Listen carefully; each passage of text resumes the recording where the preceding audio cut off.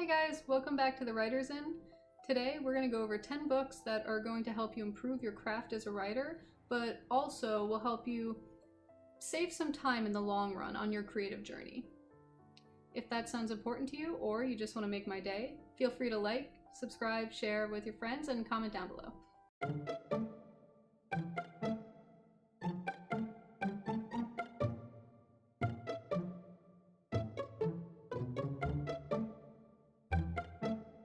So really this is just a beginner's guide. It's not the end-all be-all, and it really is just to lay healthy foundations. I've been writing my whole life, and only in the last 2 years do I actually feel like I've made progress on craft. It's possible to just keep writing and not get anywhere in terms of development. And I didn't know that there are ways you can frame your mind and you can study that will help you set good groundwork, good foundations, and healthy practices to make your learning exponential. With that said, we're going to get into some of these books. Number 1, Designing Your Life. This is a book by some fancy college professors about, honestly, how to consider yourself as a creative, how to figure out what it is you like, and how to structure your life so you can do those things you like. A lot of people, I've noticed as I'm getting closer to graduation, a lot of people are very judgmental when I say I want to go into film and television or I want to be a writer. A lot of people keep trying to be like, no, get that corporate job, get that marketing job. Well, maybe, but Jim Carrey actually says you can fail at things you hate, so why not do your best and maybe fail at things you love?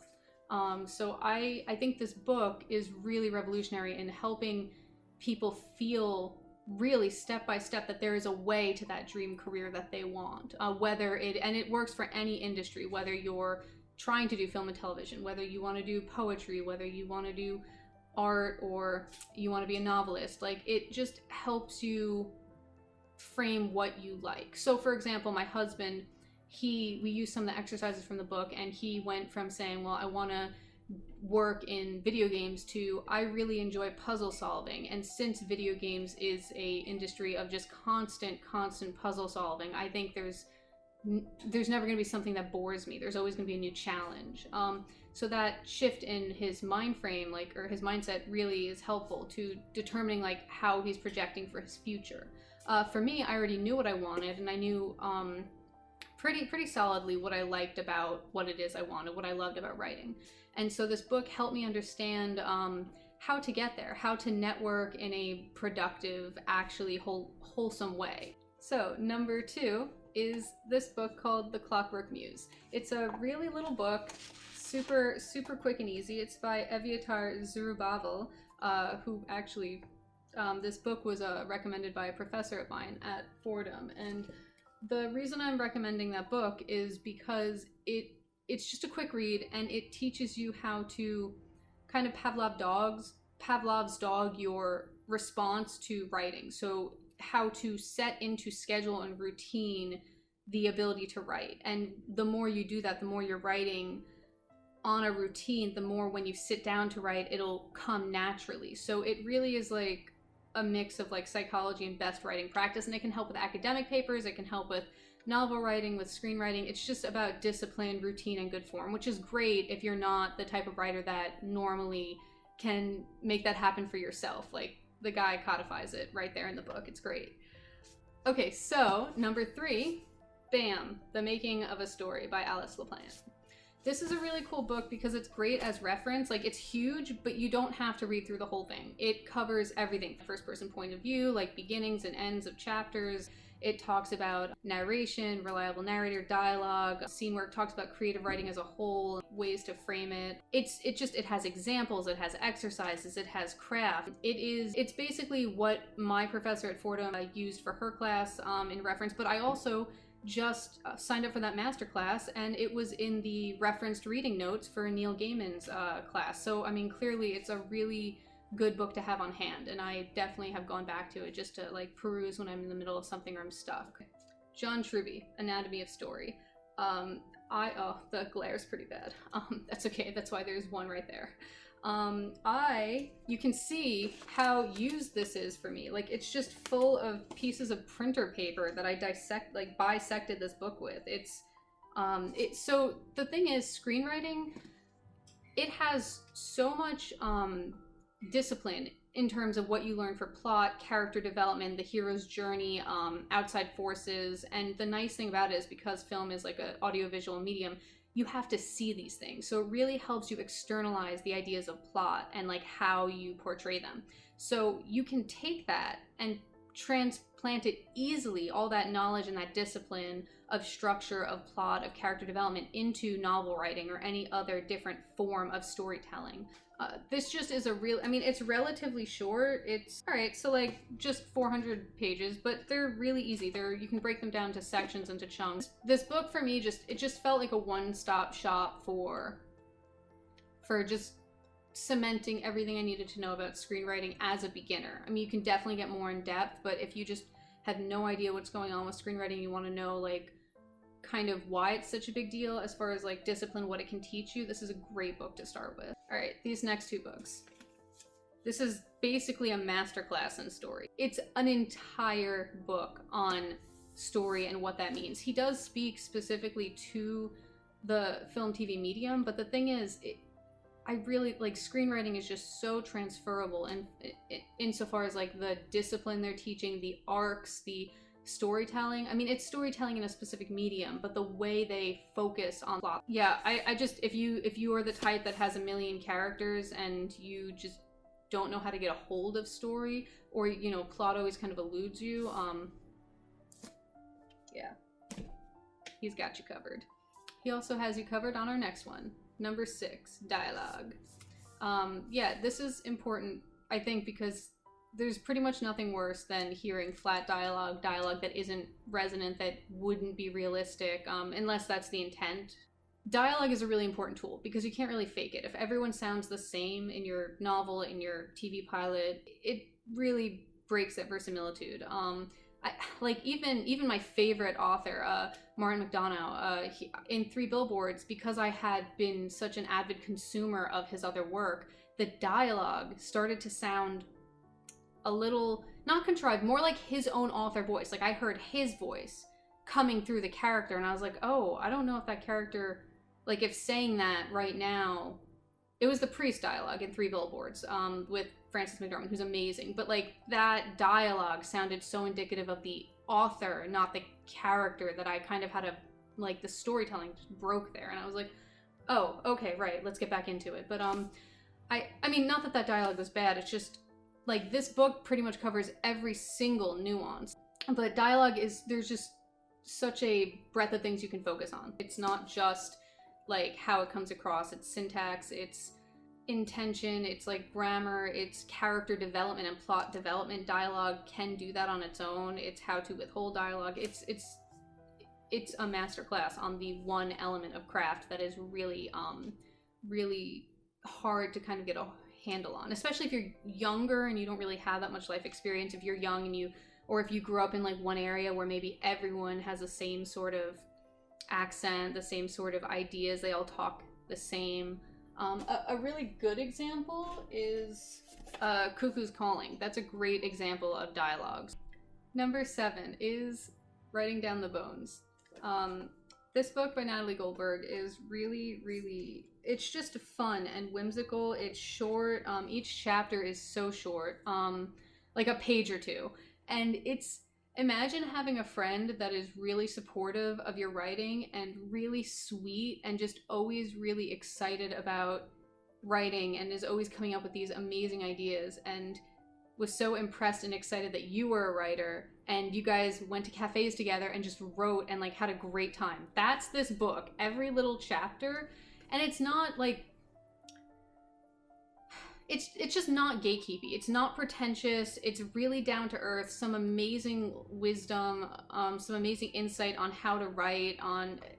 It definitely walks the line so artfully between being a motivational pep talk and being something that is really profound and rooted completely in craft. And that's nice, because if things are too, for me, if things are too rooted in like pep talk, it's like, well, what am I really learning? I didn't need the encouragement. I mean, everyone always needs the encouragement, but sometimes when you're looking for craft, it's hard to know where to find it. And this does an excellent job of uplifting you, empowering you, motivating you, kind of like applauding you while teaching you some really great kernels of craft.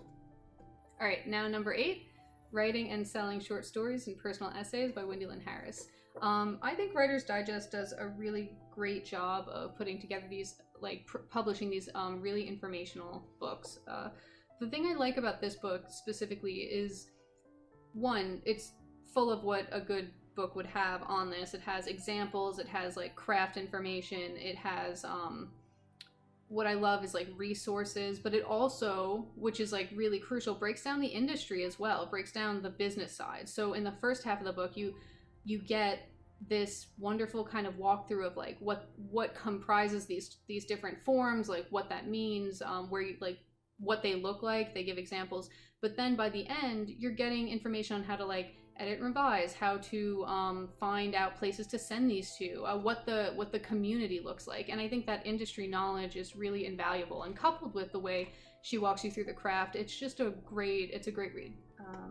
The next book, number 9, is going to be Writing with Quiet Hands by Paula Mounier. She is an author and a literary agent. One thing I love about this book, it has all these motivational pieces, but I think the thing I love most is there's such a emphasis on revision here. And since she's a literary agent, I mean, you know, she's speaking from authority. She's also an author, so if anyone would be able to like speak to those things, she does it very well. And so the revision part of the manuscript is so important. I think I learned at one of these conferences that like 80% of what people send out to literary agents and to editors and stuff, like publishing houses, is not ready to be seen by a professional. And that has to do with workshopping, with revision. If you're an author and you finish a manuscript, you need to revise. In fact, every time I go to these conferences, I think I'm done, and then I learn something, and then I'm like, oh, wasn't ready. But that's good. It just means you're making your craft better for when you are ready. And so the revision part's really cool, but on top of that, she goes into what developmental editing is, and there's all these different like types of editing. There's like the line editing, and like there's like copy editing. They do like grammar, they do edits for plot holes, and like they do edits for character arcs, like all sorts of different things. And they're different kinds of editors, like different people will do them. And developmental editing is a very like looking at the elements of craft for writing and kind of looking at how they all blend together. It's kind of more of an art than a science, and it's like I didn't know what it was at all. I had no idea. No one said like, well, have you looked at the pacing? Have you looked at the modulation? Have you looked at the consistency in dialogue or character? Have you looked at your character arc? I was like, wait, these are things I have to look at? Like, well, I mean, it's silly if you already know them, but if you don't know them, you have no idea where to start. And I've never seen a how-to book talk about developmental editing and kind of so this was a great like intro to that and what that meant. And if you are strong in self-revision, that's gonna really help you later on. And number 10, this is kind of a silly book, but I love it. It's How to Read Literature Like a Professor. And I mean, I think Thomas Foster has one on poetry. I'm sure this is like a franchise series, but the reason I like this How to Read Literature Like a Professor is because it's one of the first books that I read that kind of taught me about how work can be in conversation with other work. And if you're an English major, you want to be a writer, you are a writer, you're creative, and you want to join this community of artists, you kind of like, this is just such a introductory guide to like the way people that have been in this space for a really long time think and understand. They know that if they read something, it's an allusion to this other thing. They can pick up like those biblical references like that. It talks a lot about like symbolism, or how you can pick up certain like repetitive things, like how to pick out a Christ-like comparison. And so like when I was watching Walking Dead, I was like, spoilers, I'll wait.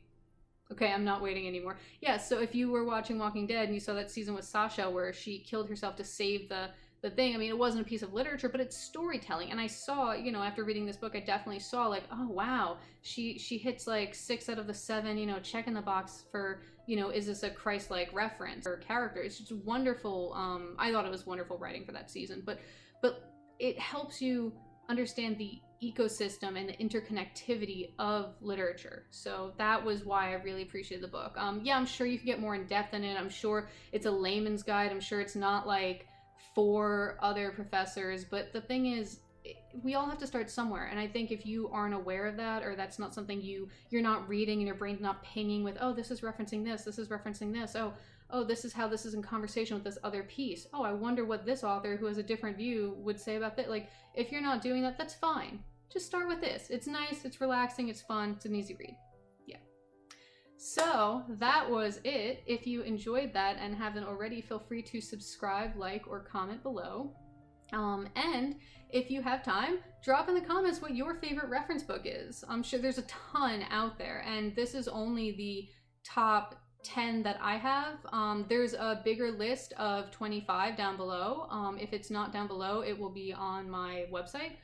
And so there's always more to learn. So if you got something that I missed or you want to share because you're probably brilliant and have a lot to offer this conversation, drop it in the comments. I want to expand the library with your suggestions.